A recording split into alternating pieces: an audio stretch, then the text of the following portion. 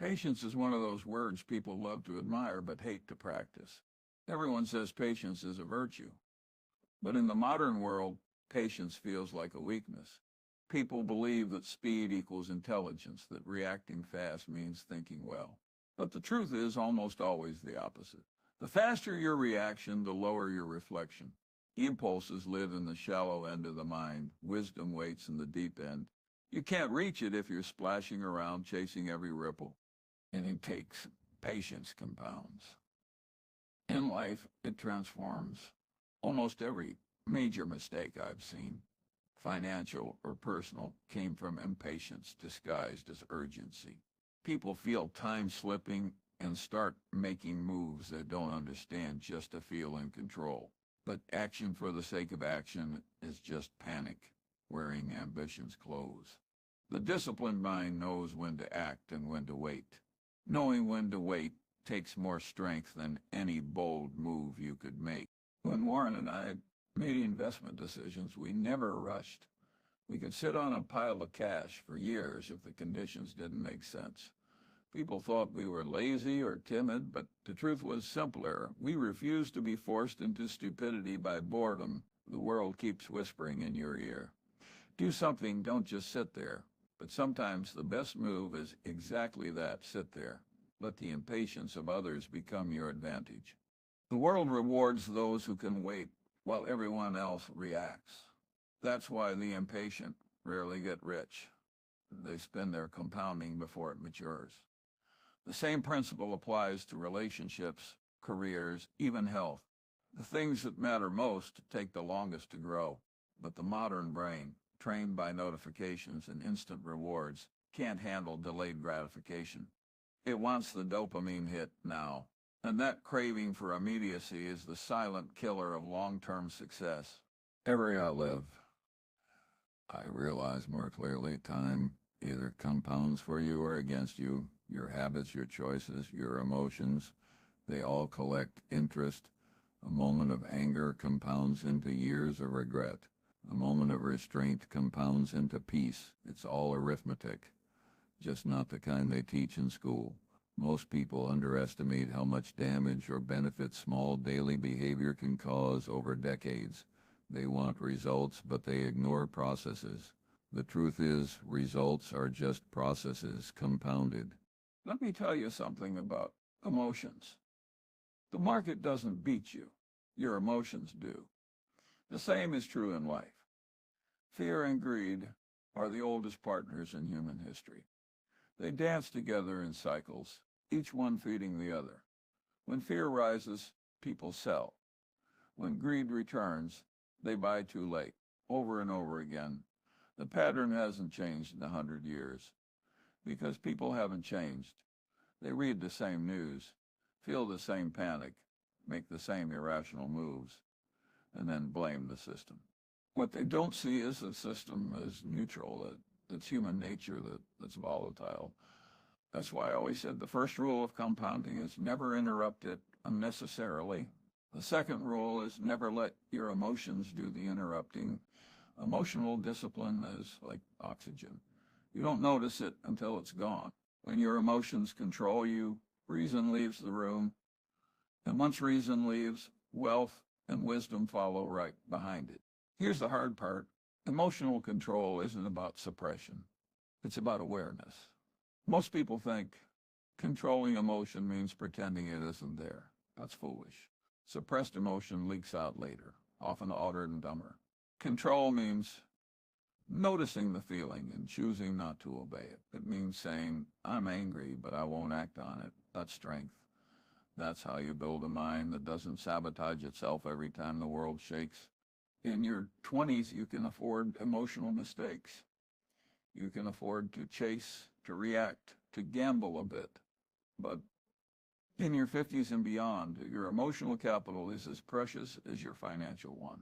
Each impulsive reaction costs time and energy you can't get back. You must treat your composure like an investment portfolio, protect it, grow it, and never let it be borrowed by someone else's chaos. I've seen men lose everything, not because they lacked intelligence, but because they couldn't stay calm They let one insult, one rumor, one downturn push them into a spiral. They started arguing with the world instead of adapting to it. That's a fight you can't win. The world doesn't bend to your mood. It doesn't reward outrage. It rewards composure. The calmer you are, the longer your edge lasts. If you think about it, the entire art of wise living is emotional arbitrage. You buy calm when others are selling it. You stay patient when others are panicking. You trade short-term excitement for long-term compounding. That's how you quietly outperform most of humanity, by refusing to play their emotional games. Well, of course, this isn't glamorous. There's nothing dramatic about being calm. Nobody writes headlines about the man who simply didn't panic. But that's exactly where the real power hides, in silence, and they're tight, in delayed reaction. Most people lose their advantage because they need to feel in control every moment. But control isn't about constant motion. It's about selective action. You control your future by refusing to be dragged around by every impulse of the present. Let me put it this way. Imagine your life as a snowball rolling down a hill. The longer it rolls undisturbed, the larger it grows. But every emotional outburst, every impulsive detour, every panic-driven decision is a hand that reaches out and crushes it mid-roll. You don't lose compounding because the hill was too small. You lose it because you couldn't keep your hands off the snowball. And so when I speak about patience, I'm not talking about passivity. Patience isn't doing nothing. It's doing the right thing long enough to see the result. It's refusing to abandon a sound strategy just because it hasn't paid off yet. People who can't wait destroy their own advantages. The discipline to stay steady when there's no applause. That's what separates wisdom from wishful thinking. In the end, patience is not just a skill, it's a worldview. It's the belief that reality works on its own clock, not yours. The world doesn't rush because you're anxious. Compounding doesn't speed up because you're bored. Everything valuable unfolds at the pace of nature, not the pace of desire. And the sooner you accept that, the sooner life stops feeling like a fight and starts feeling like a partnership. Most people spend their entire lives chasing complexity because simplicity feels too plain to be valuable. They think truth must be hidden, that wisdom must sound poetic. But the best ideas in life are always brutally simple. So in fact, that the mind rejects them out of arrogance. It can't believe something so clear could be so powerful. That's why most people never change. They keep looking for a complicated answer when the simple one has been waiting the whole time. Simplicity is clarity in disguise. It's the moment when your decisions stop needing decoration. You stop justifying, stop defending, stop explaining to everyone why you're doing what you're doing. You simply do it because it makes sense. The crowd doesn't like that. The crowd lives on confusion. They need noise to feel alive. But the calm mind doesn't need validation, it needs alignment. And once you have that, you move through life differently. You stop rushing and you start understanding. The world today rewards immediacy. Everything screams for your attention. Every notification, every opinion, every opportunity feels urgent. But the faster you move, the less you see. Modern life runs on distraction. It thrives on keeping you reacting instead of reflecting. That's why focus is the new scarcity. Everyone has access to information, but very few have access to their own attention. If you can learn to guard it, you're already ahead of 99% of people. I've always said the ability to ignore is more valuable than the ability to absorb. The world measures intelligence by how much you know. I measure it by how much nonsense you can filter out. Every bit useless information that clutters your mind weakens your judgment. It steals the space where wisdom should grow. Learn to close the mental tabs. Learn to disconnect. You'll be shocked how much clearer life looks when you stop reacting to every signal the world sends you. Clarity demands silence. That's why few people find it, they can't stand to be alone with their own thoughts. They drown their discomfort in noise and endless conversation and consumption. But silence isn't empty. It's full of answers that only appear when you stop searching for them. Every great insight I've had came during quiet hours, no screens, no charts, no crowd, just thought. And thought, when repeated long enough, becomes vision. The irony is that most people mistake movement for progress. They confuse being busy with being effective. But the most powerful people I've ever met are deliberate. They move slowly, speak rarely, and think deeply. Their minds aren't crowded. They've edited their lives to the essentials, so every decision carries weight. That's not laziness, that's mastery. You can't master anything when your attention is scattered in 1,000 directions. Modern culture teaches the opposite. It glorifies multitasking, distraction, endless productivity. But productivity without purpose is just sophisticated procrastination. You're not getting closer to wisdom, you're just running in circles faster. The goal isn't to do more, it's to need less approval, less stimulation, less noise. Because the less you need, the freer you become. Freedom, you see, is a negative definition. It's not what you gain, it's what you remove. You don't reach peace by adding more into your life. You reach it by subtracting what isn't belong. Freedom from envy, freedom from debt, freedom from obligation to impress. Once you start cutting those out, you realize peace was never something to chase, it was something to uncover. People make life harder than it needs to be because chaos gives them an excuse. It lets them blame complexity for their lack of progress. It's not my fault, they say. It's just politic. But most of the time it isn't complicated, it's uncomfortable. The truth is simple, but it hurts your ego. So instead of facing it, you build theories around it. You intellectualize your weaknesses until they look like virtues. That's how people stay trapped for decades. The antidote to that trap is brutal honesty. Not the kind you use to criticize others, but the kind you use on yourself when nobody's watching.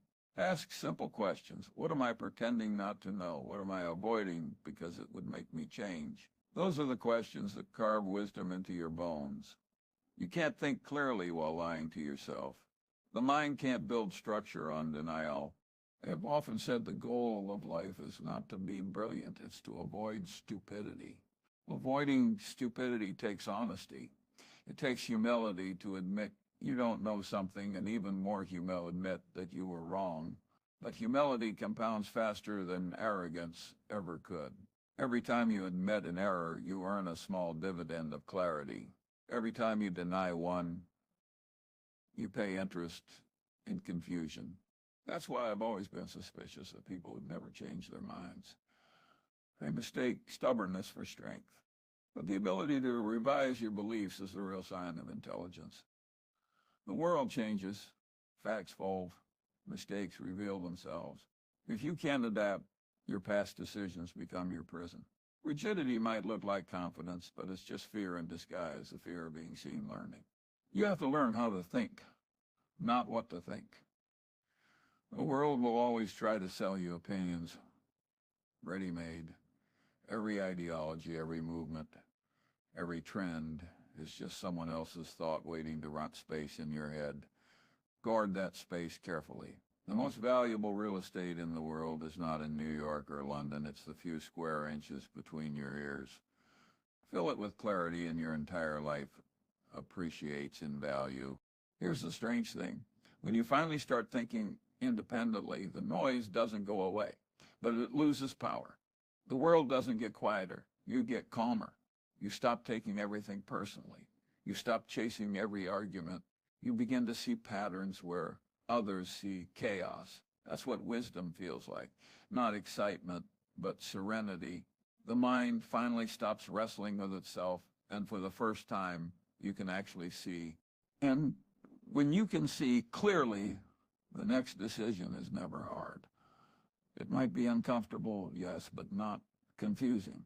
Confusion belongs to those who haven't yet faced themselves. Once you do, simplicity isn't something you practice. It becomes your natural state. And in that state, life stops feeling like a problem to solve and starts feeling like a truth to live. People like to think the road to success is about brilliance. It isn't. It's about clarity, about removing the fog that distorts your decisions. Most people don't fail because they lack intelligence. They fail because they can't see straight through their own emotions. The world rewards clarity far more than cleverness. Cleverness may get you applause, but clarity lets you sleep at night. I've spent a lifetime watching people chase shortcuts, trends, and miracles that don't exist. They read one new book and think they've discovered wisdom. They hear one market prediction and think they've found certainty. But wisdom isn't collected like stamps. It's carved slowly, one quiet realization at a time, one painful mistake after another. The price of clarity is always discomfort. That's why so few people buy it. The truth is, human behavior hasn't changed in 1,000 years. Greed still dresses up as ambition. Fear still hides behind caution. And envy still ruins more people than poverty ever could. The patterns are timeless. What changes is only the scenery. New markets, new tools, new distractions. The human mind stays the same, emotional, impatient, and easily deceived by its own storytelling. If you want to live a rational life, start by noticing how often you lie to yourself. You'll be shocked. You rationalize every bad decision. You dress it up as opportunity. You convince yourself you're being brave when you're just being reckless. The mind is a master negotiator, always ready to justify whatever the heart desires. That's why self-awareness is the rarest form of intelligence. Most people would rather be comfortable than correct. I learned early that you can't fix what you refuse to measure. If you don't measure your thinking, your habits, your errors, you'll repeat them forever. I kept journals, notes, endless reflections, not because I enjoyed writing, but because I feared self-deception more than embarrassment. Writing keeps your thoughts honest. When you put them on paper, you see the illusions you live by. That's how you start the slow process of rational living, by becoming your own critic before the world has to do it for you. Rationality isn't natural. It's a muscle. You have to train it, stretch it, test it. Most people don't like the training because it feels boring. They prefer excitement to reason, moment to reflection. But wisdom grows in stillness, not in noise. You can't hear good ideas while you're running toward the next one. Sometimes the best way to move forward is to stop and think longer than your competitors can tolerate. When I was young, I made a habit of asking myself a simple question whenever I faced a decision. And then what? It sounds childish, but it saved me countless disasters. Every action creates a chain reaction. Most people see only the first link, the thrill, the profit, the applause. They never ask about the second or third link, where the real cost hides. Thinking one step ahead makes you look smart. Thinking 3 steps ahead makes you look lucky. But luck is just foresight disguised as coincidence. Warren and I spent decades practicing the art of thinking slowly. While the world celebrated speed, we studied patience. While others tried to predict the next quarter, we tried to understand the next decade. That's the difference between activity and progress. The market rewards motion in the short term. The time rewards restraint in the long term. People mock slowness until it compounds. You don't need to be the smartest person in the room. You just need to be the most consistent. Consistency is the quiet twin of genius. It doesn't get attention, but it builds empires. Every great investor, builder, or thinker you admire has one trait in common: endurance. They stay rational longer than the crowd can stay excited.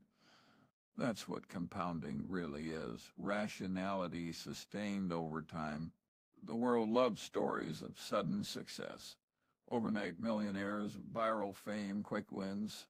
But behind every quiet fortune lies decades of patience. Nobody writes headlines about restraint because restraint doesn't make noise. Yet restraint is the foundation of every form of freedom: financial freedom, mental freedom, emotional freedom. All of them are built on the same principle: wanting less than you can afford. You'll notice something when you start practicing rational living. Your circle gets smaller. You lose interest in gossip and outrage and spectacle. You stop needing to prove you're right and start caring more about whether you are right. You stop chasing recognition because the quiet satisfaction of good judgment feels richer than applause ever did. That's when you realize how few people actually think. Most just react, and then defend their reactions as philosophy. Every mistake I've ever made came from a moment of unexamined emotion: pride, fear, greed. Every good decision came from calm. The older you get, the clearer the equation becomes. Emotion distorts, patience clarifies. The goal is not to eliminate emotion, that's impossible, but to prevent it from making decisions for you. That's what rationality truly means, not the absence of feeling, but the mastery of it. You can't control the market. You can't control other people. You can't control luck, but you can always control your reaction. That's where real power lives. Control your reaction and the world stops controlling you. It's not easy.